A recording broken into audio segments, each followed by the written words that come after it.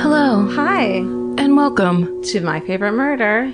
the mini-sode episode. The mini-sode of episodes. It's the tiniest of all episodes, a mini-sode. Little cute one. Little ones where we read you your tiniest emails that you've sent to us. These are the emails that you send to us with your hometown murder, your, first responder stories, your ghost stories at this point. It's expanded and it's become this, monstrosity. It's, we love a hidden room. Hidden rooms. I'd like to add sinkholes on here. Sinkholes? What else? I mean, that's not always the most fascinating. It's usually just a pit of mud, but you could describe it if you want. That sounds great. Did you get trapped in a sinkhole once? Have you seen one from a distance? Oh, great. Any of it. Perfect. The first thing I would like to table on this mini-sode, if I may. Please. Did you hear that Meryl Streep is going to be on the next season of Big Little Lies? Did you watch that show? Yes. I watched it on the way back from Australia. It got me through the trip back from Australia. Oh, I love it. So I binged it. So I have that weird binge passion about it. And that just got announced. I just saw it on Twitter. The cast was so incredible. Yeah. And those women were all were so on fucking point. Yeah. That it's like they picked the perfect person to add into that. I think the only way it could be more exciting is if she shows up as the sheriff of the town. And she wears live ammunition on her belt. Okay, we're calling it right now for Karen. Is she going to be the sheriff? Let's find out. Let's all remember Suzanne Summers' great 80s short-lived sitcom, She's the Sheriff. I think they're rebooting She's the Sheriff as Big Little Lies 2. That's my bet. It's a $500 wager, friendly wager. Big Little Lies 2, She's the Sheriff. She's the Sheriff. Yeah. She's the Sheriff. Yeah, exactly. Yeah, I can't wait. Great. Perfect. I'm on board. Who do you think she's going to be? The sheriff. You're on board with me? Why would I argue? Yes. No, I'm not going to think, well, let me tell you what I really think. Because who cares? I care. Maybe she'll be the school principal, which sounds really boring. No, they already had one. Whoa. I want her to be the sheriff. I want her to be the sheriff or the grandmother of Reese Shailene Woodley. Oh, Shailene Woodley. What if she's the mother of Peter Sarsgaard? The father of Shailene Woodley's child? Yes. Yes. What if she's the mom and she comes back to destroy because she's like, and I know that kid's my grandkid too. Yes. And she's rich as shit. She's there to take, oh wait, no. Oh shit, we just totally fucking. But wait, isn't Peter Sarsgaard the one that's married to Jake Gyllenhaal, to Maggie Gyllenhaal? I don't know. Am I right? Anything. It's a Sarsgaard, and we saw his dick. And he was so good at being awful. He was so good at showing his dick on camera. We can mute what we just said, and we're back in to say what an exciting day in show business. Also, the first episode of Baskets premiered last night. Oh my god, it did! It did, and I was super stomach-ache nervous to watch it. No, I hadn't. Oh my god. It made me laugh so hard, and there were parts in it that when we were talking about it in the room, Kreisel was a little like, I like this, but I don't know how I'm going to shoot it. And it's just parts with horses, which of course any animal stuff is really hard. And it looked so good. It's got to be so weird to see something you talked about as a concept and actually be put into reality. It's super weird. And it put me back in touch with, we are all so cavalier about being critical about every single thing we see in all entertainment, where it's like, that's a piece of shit. I do it all the time. Yeah. Where it's like, that's stupid, that's dumb, they should have never made it or whatever.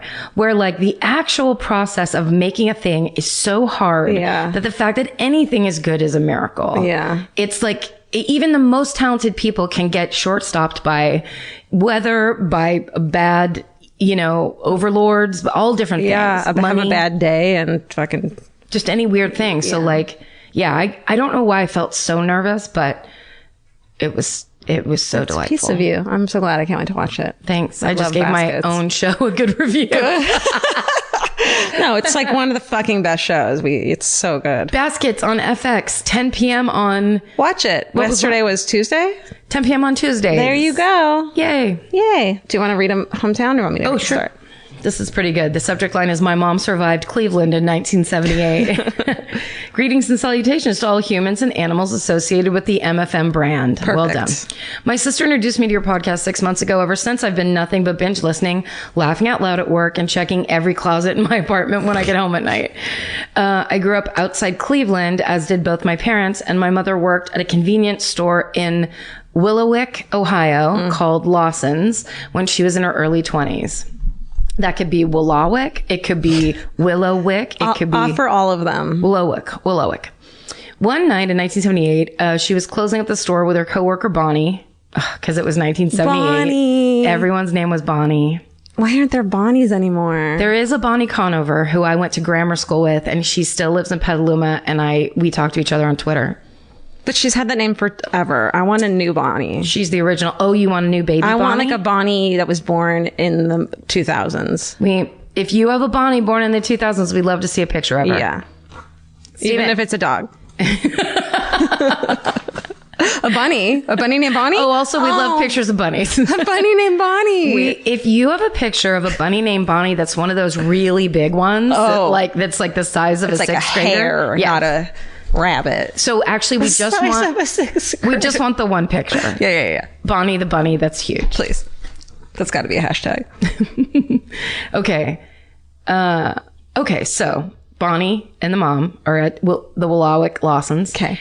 They're closing up when two men come in wearing black trash bags from head to toe. My mom says that she initially thought it was two neighborhood teens that would come in from time to time to trying to play a prank on them. Cute. Because it was 1978. One of the men was holding a revolver and ordered my mom and Bonnie to open the register and safe and then lay down face down on the floor with their hands at their sides. They emptied the cash register and then stepped over the women to get to the safe. The whole time, my mom was silent while Bonnie was hysterically praying out loud. Oh, Bonnie, keep it down. Bonnie, be cool. At some point said quietly to my mom that she was, quote, glad she had already mopped the floor. Just handle it like a Bonnie. Oh, Bonnie. Handling it like a Bonnie is a new one. They stayed like that until they heard another customer come in asking if anyone was in the store. Apparently, the two men had left out the back exit while the ladies were up front laying on the recently mopped floor. The police were called, but as far as my mom can remember, no one was ever arrested for the robbery. She and Bonnie got a whopping $25 each from Lawson's. What? Because they SSD DM'd during the incident, $97 today in today's money. Lauren. Wow. That's Lawson's, hilarious. give them the full 100. Lawson's. They really took one for you. They took one for the team. $25. I think nowadays there's like, well, it's just in Los Angeles, but I think there's like a victim of a violent crime fund that you like, because I knew a girl who got held up at gunpoint at like a salon she worked at. Like she was a receptionist and she was closing up and got held up at gunpoint and like got all this money. And she was just like, I'm traumatized, so I don't know what to do with this. It feels wrong. Oh, you know? Well, yeah, everything about that would be so hard because you lived and it's okay, but then it's not okay. But I think she used it to go to beauty school and then became a talented hair stylist herself. Fuck yes. Yeah. So good for her. I mean, bad things are seeds that bear fruit into good things. What? Good fruit, you know. That good fruit. Yeah. Grapefruit. The best fruit. Great grapefruit. The greatest. Eat it with Bonnie. That is a very 70s fruit. Grapefruit with a maraschino cherry in the center. Come on, dieters. Well, here's another gas station one. I survived because I had to pee. Dear Karen, Georgia, Stephen, and Cache of Critters. Nice. I'm not sure if you're all doing I Survive stories, but who could resist one where a pea-sized bladder saves the day? Back in my mid-20s, I had a construction job where I ran a crew of 15 guys where we traveled all over and were in a different city or state every couple of weeks.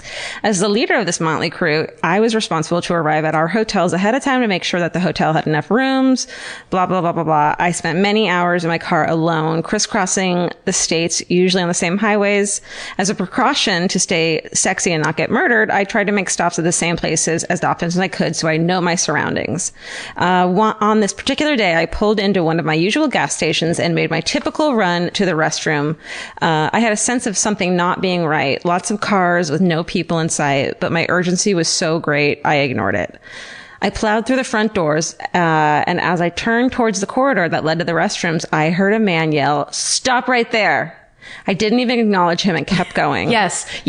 Let me break in just to say, just because someone's yelling doesn't mean you have to respond or be a part of it in any way. Yes. Yelling can also mean get the fuck out of there. Yes. Okay. He yelled stop again and replied, and I replied with a "fuck you" as I entered and locked the door. As I dropped my pants with much relief, and when I suddenly heard pounding on the restroom door and heard that same voice yelling at me to come out. Once again, I responded with a "fuck you." I hurried up, and when I opened the door, only to find myself face to face with an angry man who pointed a gun straight in my face. He grabbed my arm, forcing me in front of him, and told me to walk to the front of the store. Well, that sense of something not being right was actually me walking smack dab into the middle of an armed robbery at the gas station. And all the customers and employees except one were being held in the back room with one employee opening the cash registers as I burst into the door. Oh, shit. Fear not, as this has a happy ending, obviously, since I'm the one sending this tale to you. As the robber was distracted, trying to round me up, the clerk behind the counter had time to hit the silent alarm, and as luck would have it, there were police nearby. As the robber forced me to the front of the store, we were met with 4 policemen pointing guns, and dude gave up without a fight. He and his accomplice decided to rob the gas station with empty guns. Okay. After giving my statement to the police and receiving some free snacks and drinks, I was on my way and on to more adventures. Oh, and by the way, while I was at this job, I survived 5 hotel fires, staying at a haunted hotel reminiscent of The Shining, almost sliding off the side of a mountain during an ice storm, almost being dumped and crushed in a garbage truck while dumpster diving, and trudging through 12 inches of snow on crutches. What? Proud to be a murderino, Nicole. Fuck, Nicole. That was so enjoyable. I'm so into... We've talked about that before. Mm-hmm. When people yell across a room at you and you just are like, not doing that. I don't need to respond to your urgency. Yeah. I used to do that when you hang out with comics, as you know too. When you hang out with comics, they like to do across the room bits. A lot of the time, it's like if there's more than 8 comics at a bar, people start yelling within 20 minutes. Mm-hmm. And anytime anyone's done that to me, I yell back, I don't do room bits. Like, don't yell across this fucking bar. Because you want people to know what you're saying. Yes, exactly. Listen, and your emergency is not my emergency. So if it's your emergency, you can come over and tell me. Well, and also, she had to pee, which is priority number 1. We've all been there. You have to do it. And you can't just control people with your voice. Also, what a great... like just a drop of chaos in the middle of what they thought, like, this will be our perfectly planned robbery. And this girl just fucking runs in. Fuck you. Like, she's like, this doesn't feel right. Anyway. I have to pee. I've fucking been there, man. I get it. You never ask a gas station if you can pee. You just go straight for it. Now I've recovered memory of when you disappeared in that store. God, that scared me. That's what I was thinking about the whole time. Okay, go. Okay. This is good. Making my mugger cry. So, dear Karen, Georgia, Animal Associates, and Steven. Perfect. That's awesome. 2 years ago, I was coming home just past midnight.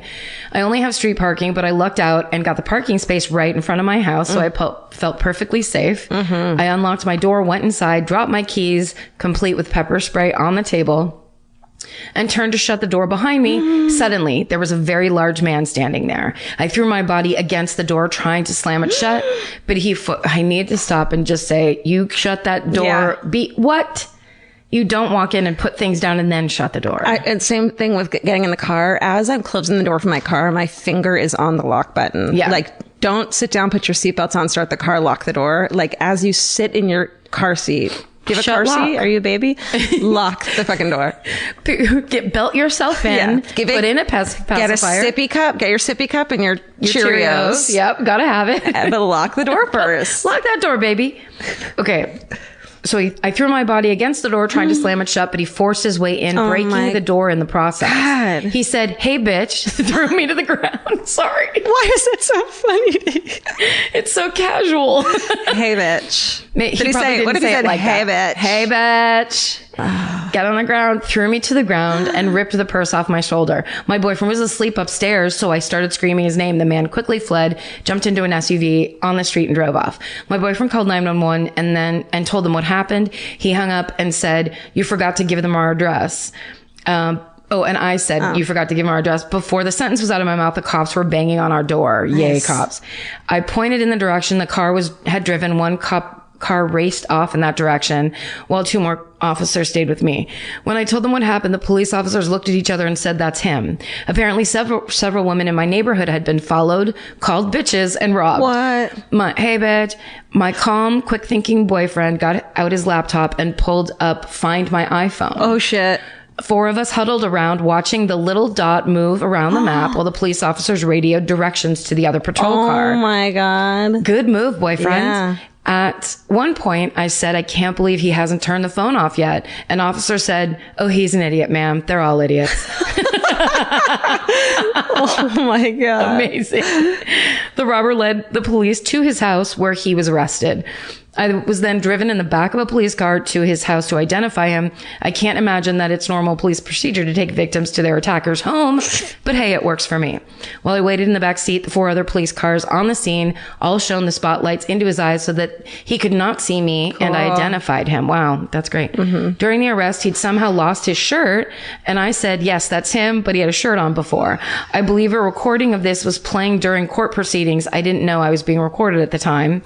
The police told me that they couldn't find my cell phone and they were going to have to get a search warrant to go into his house. I told them repeatedly, "My purse has 2 pockets. It's in the front pocket." They finally gave me back my purse. Immediately, I pulled out the phone from the front pocket. The detectives around me reacted like I just performed some magic trick and were completely shocked that the phone was in my purse. Oh my God. They called out to the other officer. She found it, who then ran over all excited to see where it was hidden. Who then ran over to all excited to see where it had been hidden in the very office front pocket where I said it was.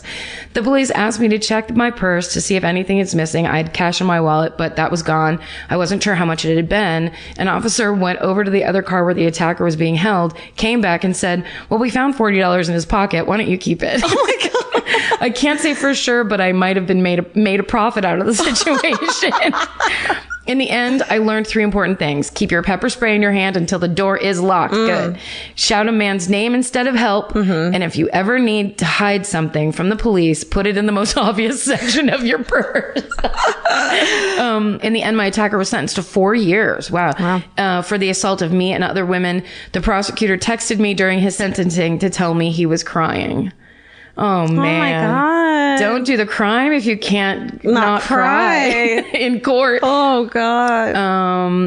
SSDGM Laura. Wow, Laura. That was awesome, Laura. Yeah. That's amazing. Jesus. Hey, bitch. Hey, bitch. With America's #1 meal kit, HelloFresh, you'll get easy, seasonal recipes and pre-measured ingredients delivered right to your door. All you have to do is cook and enjoy. HelloFresh makes cooking delicious meals at home a reality. From step-by-step recipes to pre-measured ingredients, you'll have everything you need to get a wow-worthy dinner on the table in about 30 minutes. Say goodbye to endless grocery store trips and takeout. HelloFresh has you covered. There's something for everyone, from family recipes to calorie smart and vegetarian, and fun menu series like Hall of Fame and craft burgers. HelloFresh has more 5-star recipes than any other meal kit, so you'll know you're getting something incredible. HelloFresh is flexible and it fits your lifestyle. Easily change your delivery days, food preferences, and skip a week whenever you need. Break out of your dinner rut and make deliciousness part of every week with HelloFresh. I love that even though HelloFresh is super easy and they make it really basic and straightforward, you still feel like you're cooking this incredible home cooked dinner. And that makes me feel good about myself. And that instead of just ordering takeout, I'm actually making something and preparing something at home. And it feels good. So for $80 off your first month of HelloFresh, go to HelloFresh.com/murder80 and enter murder80. It's like receiving 8 meals for free only at HelloFresh.com/murder80, promo code murder80. Go buy. Okay, this is called My Father, a killer serving 3 life sentences. Oh, shit. Hey, Karen, Georgia, Stephen, and all the adorable furry friends. I love your podcast, and I'm going to be at the show in Cleveland.